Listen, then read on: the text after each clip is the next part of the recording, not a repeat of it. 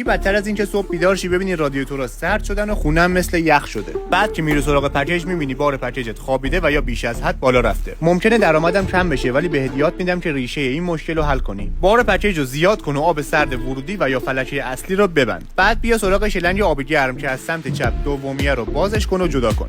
بعد از این کار نباید هیچ آبی از اونجا خارج بشه. اگه دیدی از اون قسمت داره آب خارج میشه بیا با هم دیگه درستش کنیم. زیر همه پکیج‌ها یه شیر پرکن هست که قسمت روش رو اینجوری باز می‌کنیم تا به شیر پرکن دسترسی داشته باشیم. حالا با یه آچار خود شیر پرکن رو بازش می‌کنیم و میاریمش بیرون. ببینید قسمت جلوی شیر پرکن یه اورینگ است که معمولاً پاره میشه و یا ترک می‌خوره و آب رو رد می‌کنه که باعث بالا رفتن یا پایین اومدن بار پکیج میشه. یه دونه اورینگ هم سایز خودش رو تهیه می‌کنیم و سر جاش قرار میدیم. دوباره شیر پرکن رو ببندید سر جاش و در پشت روش رو هم ببندید.